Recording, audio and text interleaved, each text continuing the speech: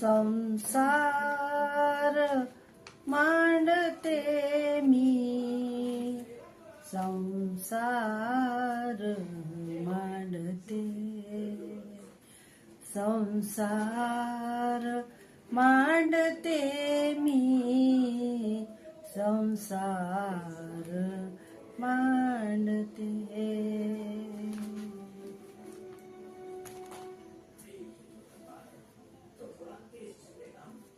बालपणी भातुकलीचा खेळ खेळत असताना आम्ही समवयस्क मुली भातुकलीचा खेळ खेळत होतो आणि त्याच्यामध्ये आम्ही संसार मांडत होतो. तेव्हा ती बालबुद्धी होती, मजा वाटायची, छान वाटायचं. आणि बालपण संपून तारुण्यामध्ये जेव्हा पदार्पण केलं तेव्हाही आपलं लग्न होणार, आपण सासरी जाणार, आपल्याला संसार करायचा आहे. संसार म्हणजे फार मजेशीर गोष्ट आहे असं वाटायचं. माझी आजी मला सतत संसाराविषयी सांगायची. अनेक चांगल्या गोष्टी तिने मला शिकवलेल्या आहेत. तिच्या संसारातील अनुभव, तिच्या आयुष्यातील काही घडामोडी, सुख दुःख, यश अपयश आणि आयुष्यात येणारे चढ-उतार, माणसं कशी पारखायची, अनेक गोष्टी, आणि संसार कसा करायचा, तडजोडीने संसार करायचा. माझी आजी म्हणायची की स्त्री पुरुष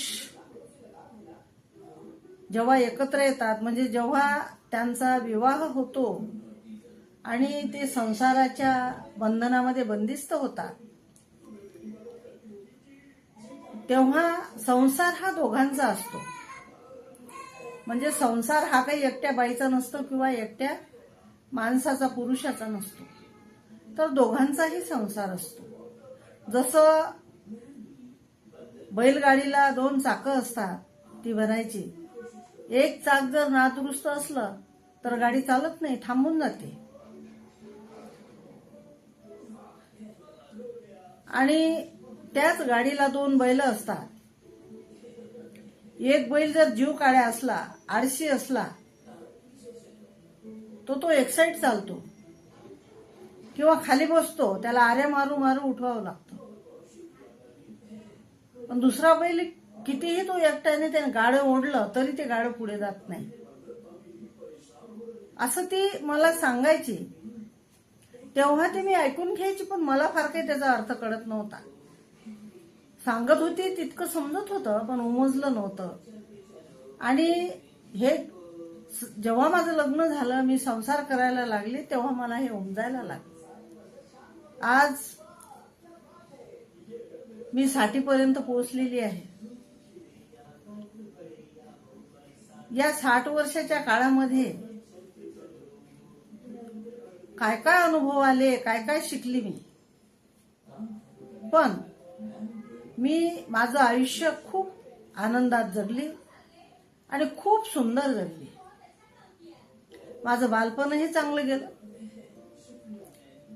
हा, काही आर्थिक चणचण भासली, बऱ्याचशा गोष्टी मिळवाव्या लागल्या, त्यासाठी संघर्ष करावा लागला, कष्ट करावे लागले, ते मी केले. आणि माझ्या आजीने मला 9-10 वर्षाची असतानाच भाकरी करणं शिकवलं होतं, ते चुलीवर. स्वयंपाक मी 10 वर्षापासून करत होती, तो आज पर्यंतही मी स्वयंपाक करते, आनंदाने करते. आणि मी आयुष्यामध्ये कोणतंही काम अतिशय पॉझिटिव्ह थिंकिंग ठेवून आनंदानेच केलं. जीवावर येऊन मी माझ्या आयुष्यामध्ये काहीही केलेलं नाही, अजिबात नाही. आणि आयुष्यामध्ये सगळे चांगलेच लोक आले असं नाही. सगळ्या प्रकारच्या व्यक्ती आपल्या आयुष्यात येत असतात आणि समय सूचकतेचं भान ठेवून समयानुसार ते कसे हँडल करायचे, त्यांना कसं हँडल करायचं हे गमक मात्र ज्याला जमलं तो या आयुष्याच्या पटलावर, या आयुष्याच्या प्रवासामध्ये यशस्वी झाला असं मला वाटतं. अनेक जाती धर्माच्या लोकांमध्ये मी राहिली, एकोप्याने राहिली, आनंदाने राहिली, मान सन्मानाने राहिली, थोरा मोठ्यांचा आदर करून राहिली. माझ्यामध्ये अधिक चांगले गुण असल्यामुळे मी प्रत्येक कार्यामध्ये यशस्वी झाले. मग खेळ असेल, परीक्षा असतील, शिक्षण असेल, आरोग्य असेल, समाजकारण असेल, राजकारण असेल, कुटुंब असेल, माझा संसार असेल, माहेर असेल, सासर असेल आणि साहित्यकारण असेल. आज मी आजी झालेली आहे. म्हणजे मला 2 नातू आहेत. आजी म्हणजे नात्याचा हा शेवटचा टप्पा. मुलगी जन्माला येते तेव्हा ती कोणाची तरी मुलगी असते, कोणाची बहीण असते, कोणाची आत्या असते.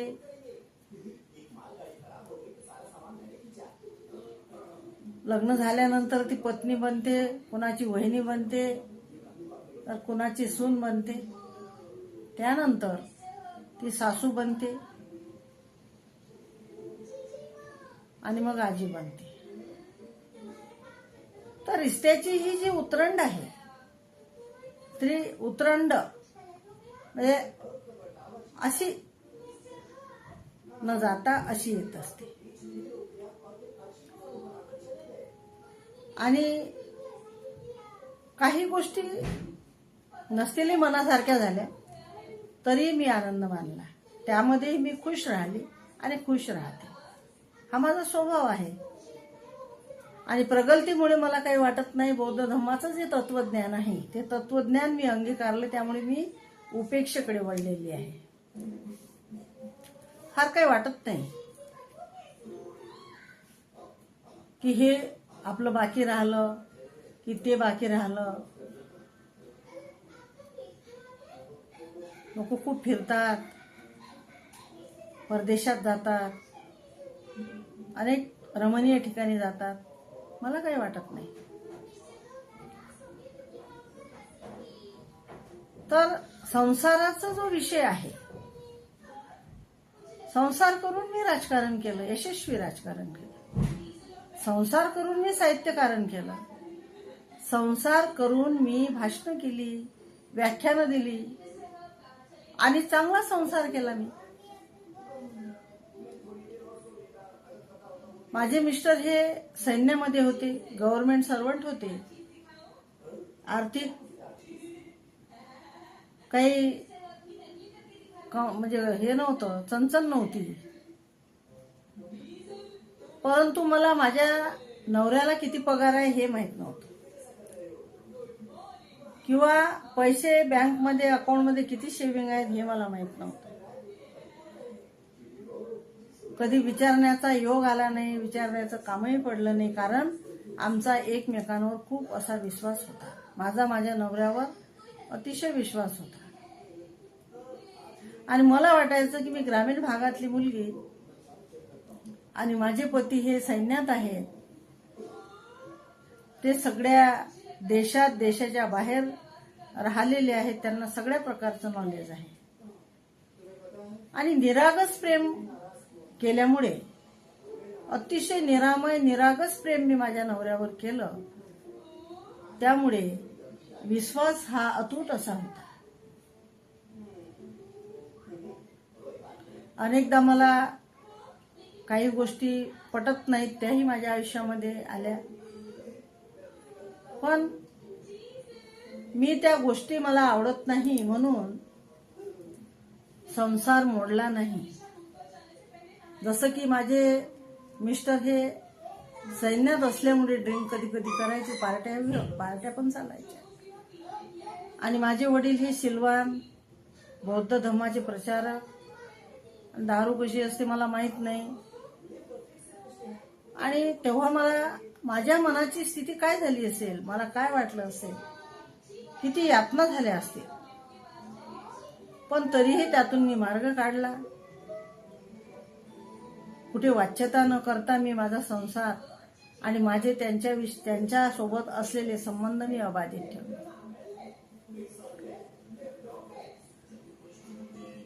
कसं असतं की माणूस दूरही असला तरी प्रेम असावं, एकमेकांविषयी प्रेम असली पाहिजे, आस्था असली पाहिजे. जेव्हा माणसावर प्रेम असते व्यक्तीवर, तेव्हा त्या व्यक्तीसाठी मग ती स्त्री असो की पुरुष असो ते काहीही करू शकतात. आज मुली शिकल्या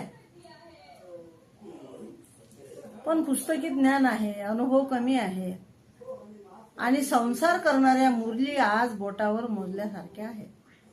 आज मुलींना पैशाचा हव्यास आहे, मुलींना फक्त पैसा पाहिजे. नवरा किती कमावतो, माझ्यासाठी काय करतो, मला किती हजाराची साडी आणली, मला किती हजाराचे दागिने घेते, मला बाहेर खायला नेतो की नाही, महिन्यातून कितीदा बाहेर जेवण आम्ही करतो, हे काउंट करतात मुली. किंवा भूतकाळात जगतात किंवा भविष्यामध्ये जगतात, पण वर्तमानात मात्र जगत नाही. बऱ्याचशा मुलींना आमच्या काळामध्ये अनेक स्त्रियांना व्यसनी नवरे भेटले,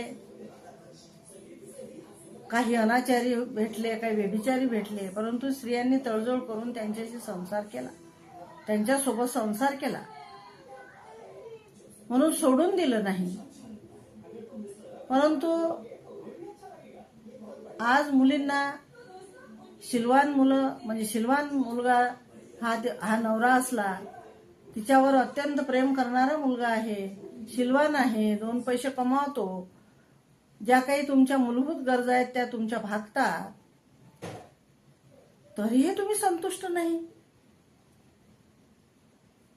सासू सासऱ्यांनी मिळवलेली संपत्ती किंवा असलेलं त्यांचं घर ते तुम्हाला मान्य नाही. सासू सासऱ्यांचे मिळकत, त्यांचा पैसा तुम्हाला नको का? मग नवऱ्याचीच कमाईन, त्याच्यावरच मला सगळं पाहिजे त्याचंच, आणि तो मेला तरी चालेल. आणि त्यानं काम तरी किती करायचं, 12 तास, 18 तास की 24 तास, म्हणजे त्याच्या शरीराला, त्याच्या मेंदूला आराम नको. म्हणजे त्याचा काही विचार नाही. असं नाही की बाबा माझे पती हे थकून आले, भागून आले, आणि तो काम करतो ना, तो तुमच्यासाठी काम करतो ना, पत्नीसाठी, मुलांसाठी. म्हणून बायकोचं हे कर्तव्य ठरतं की त्याला समाधानी ठेवणं. किंवा बाहेर थकून आता मुलीला वाटतं की गेला कंपनीमध्ये किंवा ड्युटीवर, तिथं काय काम आहे, परंतु मेंदूला काम असते ना, मेंदू थकून जातो. आणि ऑफिसमध्ये काम असलं तरी माणूस थकतो, तासन तास बोलावं लागतं, लिहावं लागतं, काम करावं लागतं. जर माणूस बाहेरून ड्युटीवरून घरी आला आणि बाईने आपल्या काही हातातलं काम सोडून देऊन जर त्याला ग्लासभर पाणी दिलं, हातपाय धुवायला पाणी वगैरे दिलं, चहा ठेवला किंवा नेऊन दिला किंवा शांतपणे संवाद साधला, तर माणसाला बरं वाटतं. आणि सुख कशात असतं, समाधानामध्येच असतं ना. परंतु आज बऱ्याच बऱ्याच घरामध्ये हे काही आपल्याला बघताना आढळत नाही. आज प्रत्येक आईवडिलांची मुलं हे त्यांच्या जवळ नाहीत, ते नोकरीच्या निमित्तानं शहरामध्ये, मोठमोठ्या शहरामध्ये गेलेले आहेत, काही अमेरिकेमध्ये आहे. त्याच्यामुळे आईवडिलांना मुलाचा काहीही फायदा नाही. तरीही त्यांच्या बायका ह्या त्या मुलांवर संतुष्ट नाहीत. अशी ही परिस्थिती आज निर्माण झालेली आहे. आणि म्हणून मुलींनी संसार करावा, व्यवहार करू नये. मुली जर व्यवहार करत असतील तर मानवी समाजासाठी हे फार विघातक कृत्य आहे असं मला वाटतं. आणि येणारा काळ हा फार काही चांगला जाऊ शकत नाही. आणि म्हणून कोणी कसं जगावं हा ज्याचा त्याचा प्रश्न आहे. परंतु मी एक स्त्री आहे आणि जर तडजोडीने संसार केला, काटकसरीने संसार केला, ज्या काही फालतू गोष्टी आहेत त्या जर टाळल्या आणि संसार हा दोघांनी जर केला, दोघांनी मिळून केला. बऱ्याचशा मुली बोलतात की आम्ही नोकरीवाल्याशी किंवा शिकलेल्या मुलाशी लग्न काय काम करायसाठी केलं. बऱ्याचशा मुली स्वतःच्या पायावर उभ्या आहेत. त्या नवरा जितकं करतो तितकं त्याही आपल्या घरासाठी, संसारासाठी करतात, मुलांसाठी करतात. आणि खरंच संसार हा स्त्री पुरुषांचा, पती पत्नीचा असतो, दोघांचाही असतो. दोघांनी मिळून घरातील काम करावं, दोघांनी मिळून आर्थिक कमाई करावी, दोघांनी मिळून मुलांना वाढवावं, दोघांनी मिळून मुलांना संस्कार द्यावे आणि दोघांनी मिळूनच संसारामध्ये तडजोडी करावे आणि आनंदाने जगावं. जीवन हे फार काही मोठं नाही. जर तुम्ही किती जगलात, 60 वर्ष जगलात, 70 वर्ष जगलात, 50 वर्ष जगलात, त्याच्यातले अर्धा वेळ हा तुमचा रात्री म्हणजे झोपीमध्ये जात असतो. तर विचार करावा की आनंदाने कसं जगता येईल. पॉझिटिव्ह थिंकिंग ठेवून पैसा म्हणजे फक्त पैसाच सर्व काही नसतो. पैशासाठी जगू नका. बऱ्याचशा गोष्टी आहेत त्या तुम्हाला आयुष्यामध्ये खूप महत्वाच्या असतात. त्या आपण चटणी मीठ भाकर खाऊन जर आनंदाने जगलो. एखादा माणूस लठ्ठ पगार आहे परंतु तो दारू पित असेल, व्यभिचार करत असेल, अनेक अनैतिक कामं जर करत असेल, नीतिमत्ता त्याची ढासळलेली असेल, तर कुठल्याही स्त्रीला मानसिक सुख मिळू शकत नाही, शारीरिक सुख मिळू शकत नाही. हे तिने लक्षात घेतलं पाहिजे. आणि ज्या मुलीचा नवरा हा शीलवान असेल, नीतिवान असेल, तो भ्रष्टाचारी नसेल, कमी पैसे कमावत असेल, सॅलरी त्याची कमी असेल, परंतु तो जर अनुचित काम करत नसेल, तर त्या स्त्रीपेक्षा सुखी या जगात कोण आहे याचा विचार आजच्या मुलींनी करावा. आणि क्षणिक सुखाच्या मागे न धावता आपण दूरदृष्टी ठेवून आपण कसं चांगलं जगावं आणि येणारी पिढी किती छान घडवावी याकडे मला वाटतं आजच्या मुलींनी लक्ष द्यावं. आणि संसार हा दोघांनी मिळून करावा, तडजोडीने करावा, हेच मला सांगायचं आहे आणि असं मला वाटतं.